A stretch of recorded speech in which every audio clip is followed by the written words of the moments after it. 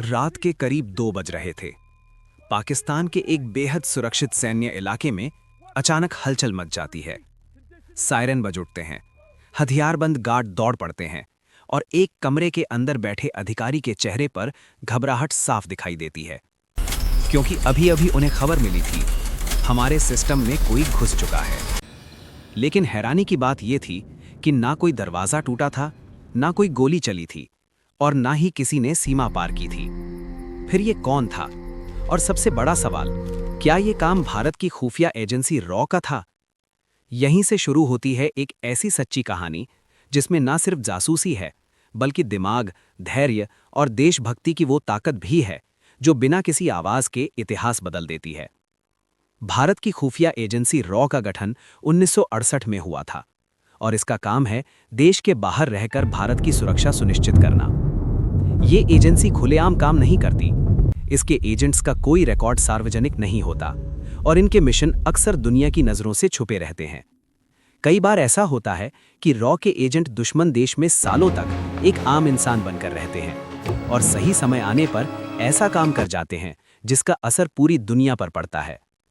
2000 के दशक की शुरुआत में भारत की खुफिया एजेंसियों को एक बेहद खतरनाक इनपुट मिला। जानकारी थी कि पाकिस्तान के अंदर कुछ आतंकी संगठन भारत के खिलाफ एक बड़े हमले की योजना बना रहे हैं। ये कोई साधारण हमला नहीं था, बल्कि एक ऐसा ऑपरेशन था जो अगर सफल हो जाता तो हजारों लोगों की जान जा सकती थी। लेकिन समस्या ये थी कि इस जानकारी को भारत तक पहुंचाया कैसे जाए। यहीं पर रॉ को एक्टिव किया गया। रॉ ने अपने सबसे भरोसेमंद एजेंट्स में से एक को चुना। उसका असली नाम आज तक सार्वजनिक नहीं किया गया है। उसे एक नई पहचान दी गई, नया नाम, नया बैकग्राउंड और यहां तक कि नई भाषा और व्यवहार भी सिखाया गया। उसका मिशन था पाकिस्तान के अंदर घुसना और उस खतरनाक नेटवर्क तक पहुंचना।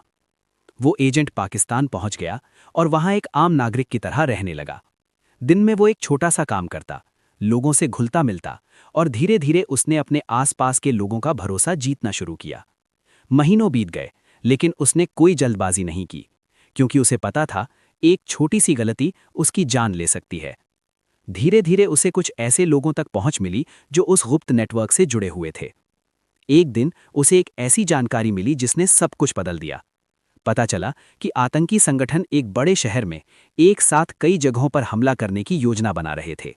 और ये हमला सिर्फ बम धमाकों तक सीमित नहीं था, बल्कि इसमें हाईजैकिंग और बड़े स्तर पर तबाही शामिल थी। ये जानकारी भारत के लिए बेहद जरूरी थी। लेकिन समस्या ये थी, इस जानकारी को भारत तक पहुंचाया कैसे जाए। उस एजेंट ने एक बेहद जोखिम भरा कदम उठाया। उसने गुप्त तरीके से जानकारी भेजने की कोशिश की, लेकिन उसी दौरान पाकिस्तानी खुफिया एजेंसी को शक हो गया।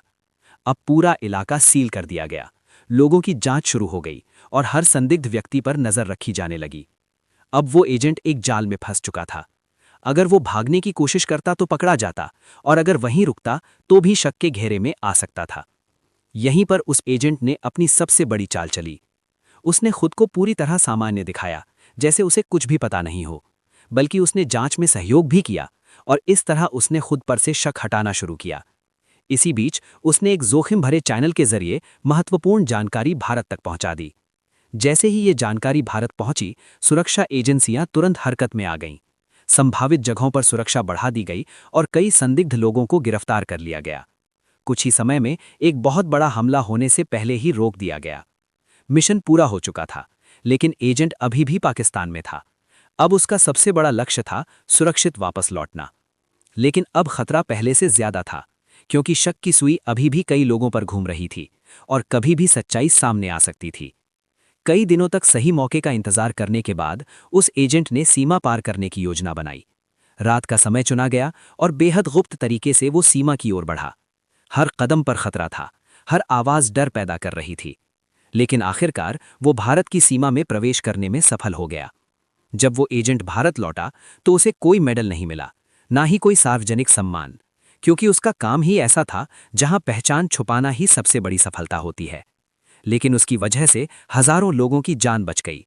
और शायद आज भी कहीं ना कहीं कोई एजेंट एक और मिशन को अंजाम दे रहा होगा, जिसकी कहानी